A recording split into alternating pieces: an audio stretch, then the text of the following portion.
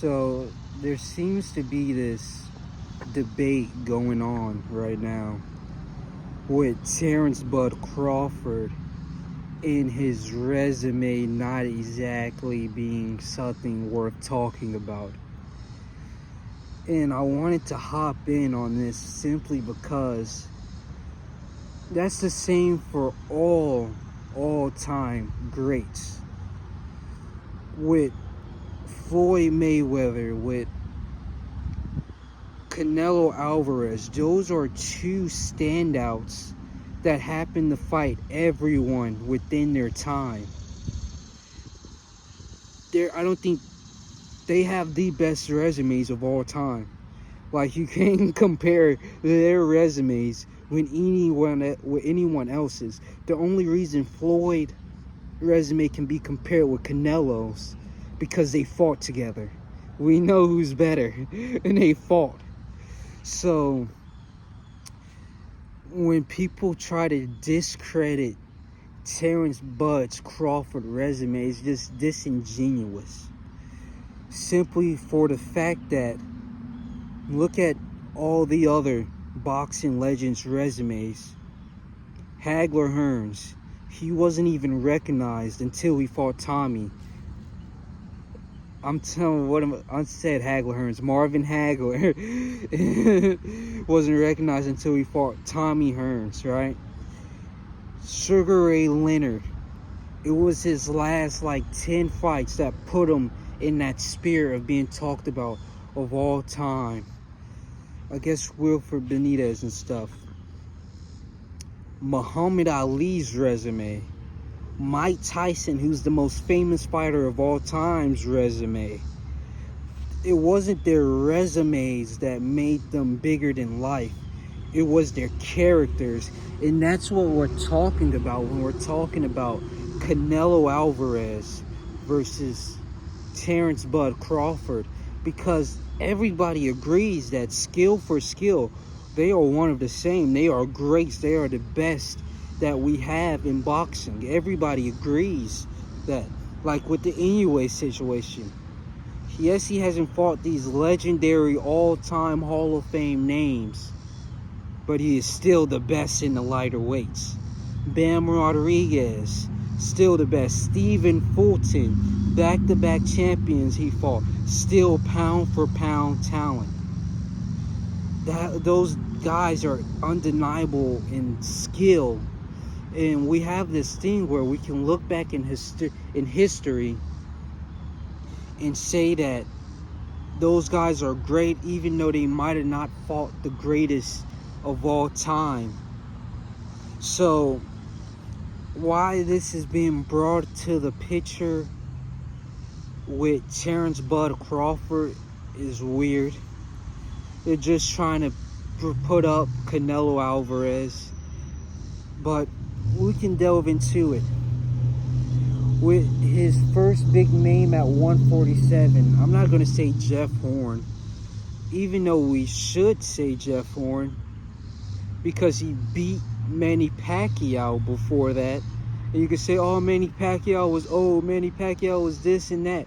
Manny Pacquiao came back to win championship titles right after that. So there is no Manny Pacquiao was old, and there's none of that. He came back to win world titles right after Jeff Horn. So that's a credible win. And then he goes and beats, I don't know exact order, but he beats Mean Machine, who was still testing world champions in Jaron Boots Ennis today. So he is still fighting at a world-class level. He is still ranked at a world-class level. He's just European and not known in the American household names of today. Then you have Kell Brook, Sean Porter, Amir Khan. And with those three names, people write off because it's the latter end of their career. And that's also a bit disingenuous. Kell Brook coming off of 3 wins. Yes, his last loss was at 147 and his 3 wins was at 154. but him himself said he was in the best shape of his life, coming back down to 147 to fight Terence Bud Crawford.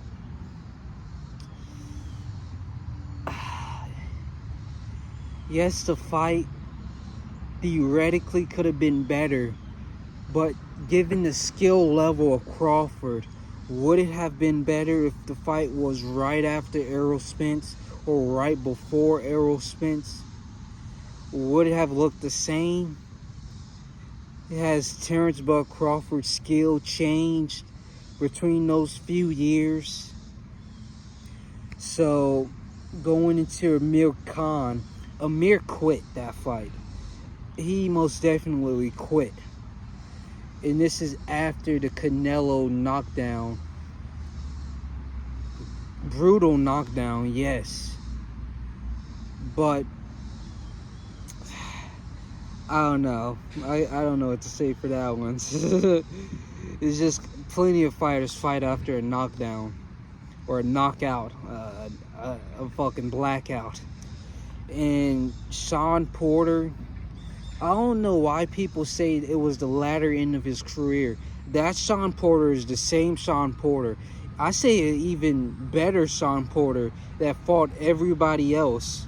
Because with all his other fights, he just seeked the rampage, carnage, and just bulldoze his opponents. With Terence Bud Crawford, he actually tried to box him. So I don't know why people try to discredit. That's a genuine win.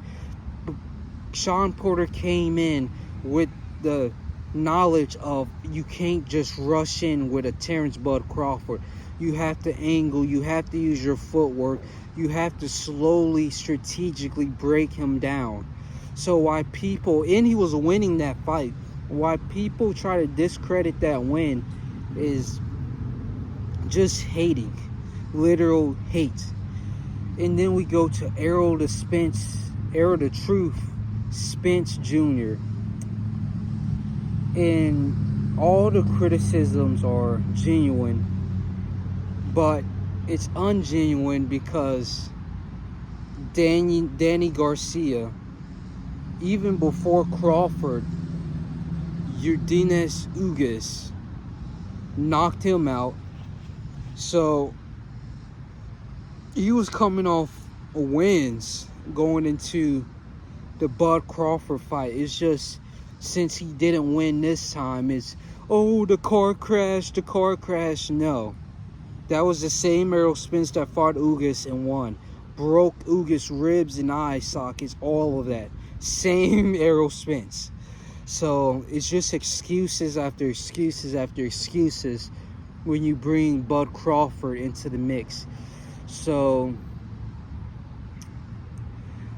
all this resume talk is just to discredit him for this Canelo Alvarez fight. Because Errol Spence was doing that to Bud Crawford and we saw what happened to him. That's all.